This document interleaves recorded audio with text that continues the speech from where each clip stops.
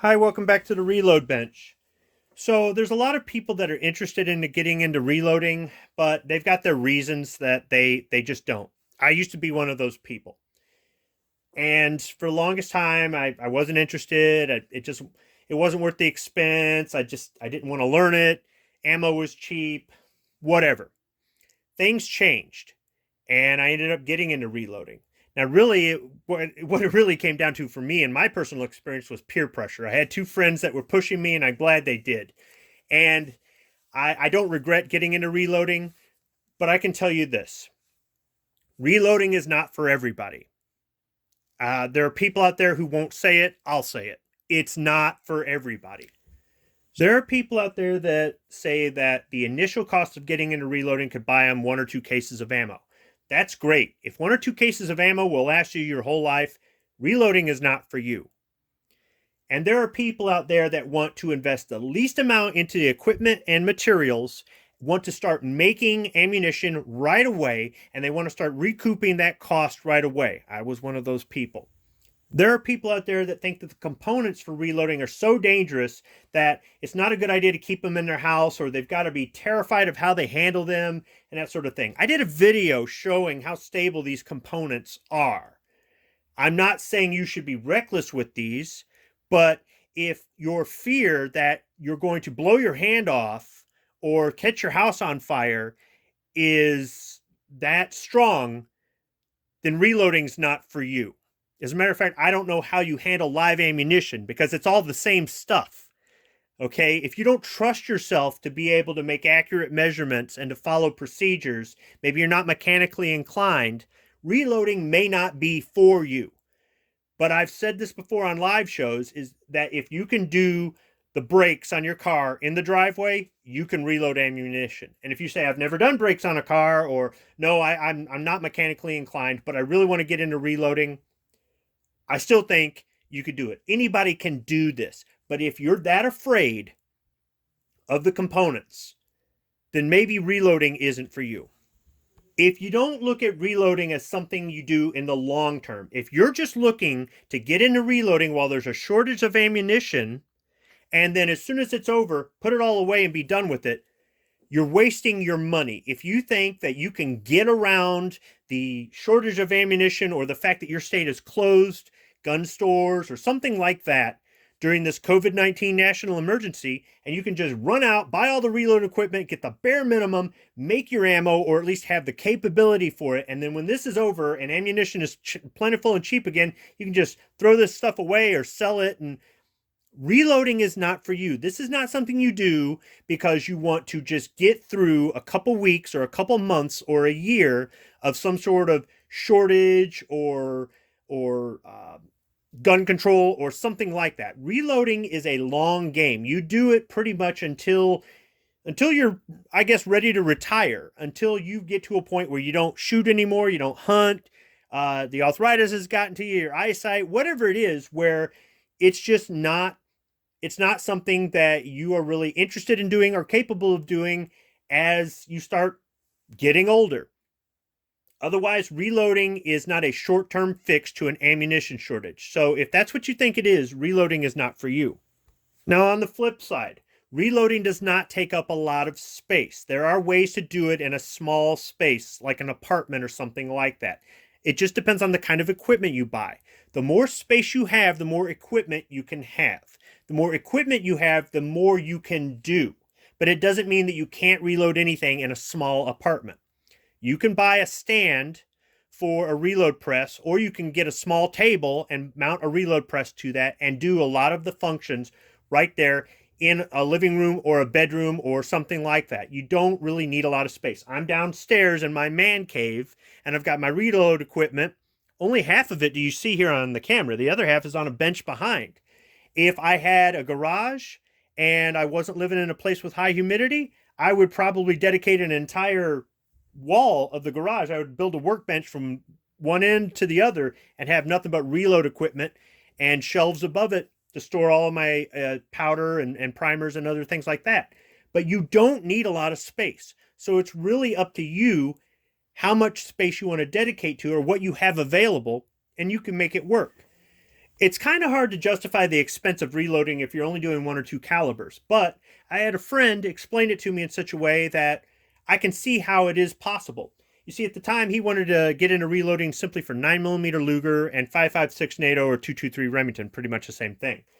And I said, why spend the money just for those because they're plentiful and inexpensive? And he said, I shoot more of those in a month than you do. And I thought about it and I go, you know what? He's right. He does. Now, since that time, my wife and my kids have gotten into shooting with me, and now I need to make ammunition for everybody in the family. So reloading calibers like 9mm Luger or 223 Remington are practical for me because, well, my kids burn through so much of it.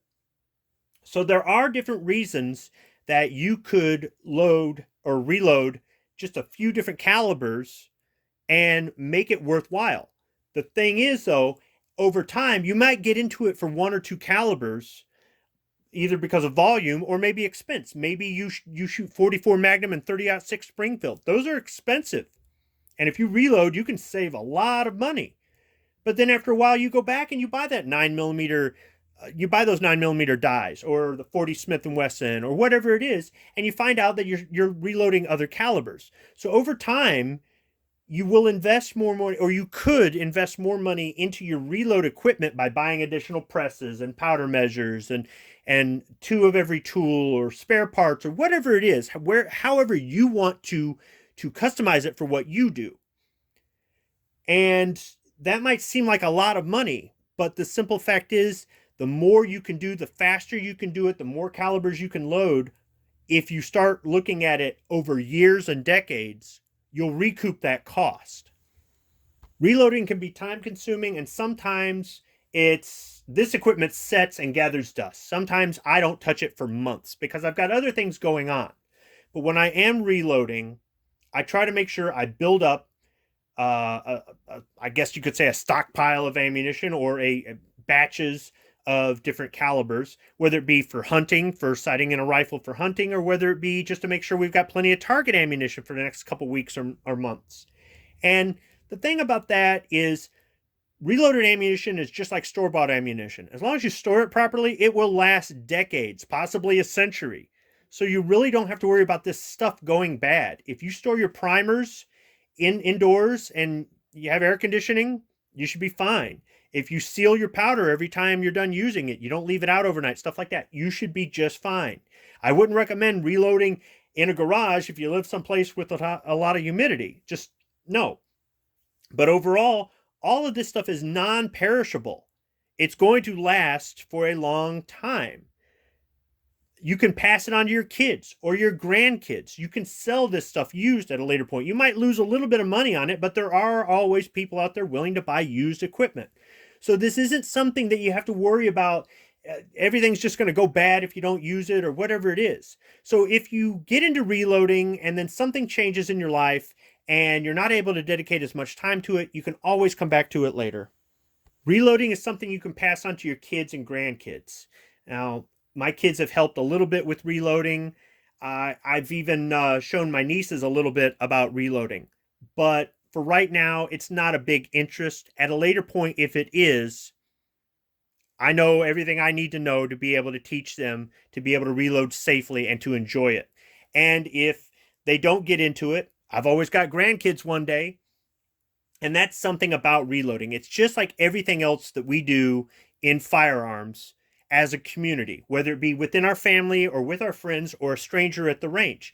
I have talked to people at the range who say, why are you picking up that brass? And when I tell them what it's for, they're interested. Now, nobody's asked me for advice on reloading or whatnot, but they're interested in hearing about what reloading involves. And in some cases, they've actually taken their brass, put it back in the sleeves of the ammunition box and handed me the brass so I didn't have to pick it up off the ground and said, here, reload this.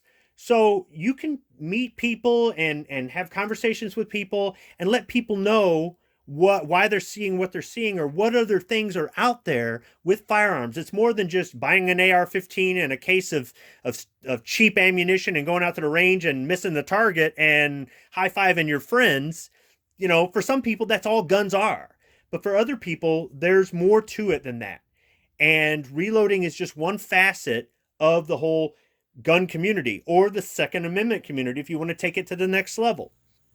One final reason that reloading can pay for itself in more than one way is when there are ammunition shortages, most reloaders aren't too worried. Now, there are a few, maybe they shoot tens and tens of thousands of rounds a year because they're a competitive shooter, and they're worried they won't have enough to do that. But for most of us who reload for target shooting, for training, for hunting, or just because we enjoy setting down, relaxing, and reloading ammunition, we enjoy the science of it, and it's just something that we do, we're all pretty much set when there's a shortage of ammunition. Right now, not only is there a shortage of ammunition, but in some places, gun stores are closed, or there's a shortage of reload equipment and reload components. I've built up my stuff over 6 years. I've got lots of components, I've got lots of tools, and I've got spare parts. And I built this up gradually. I didn't let the expense of it keep me away from it. I took my time and I built it up, and I found out what worked for me, and some things I bought more of, or some things I got spare parts for, or different calibers or different reasons for reloading kind of led me in this direction or that direction. And now I'm all set. When the dust clears and they reopen the stores and the shelves are restocked and these components are available again, I'll go out and buy some more. But I've got plenty to carry me through for quite a while. So if you get into reloading, and you may not be able to get into reloading right now, but if you get into it at a later point, even if you gain supplies and tools and experience gradually like I did, at some point you will find reasons to justify your time, your effort, and your expense. Thanks for watching.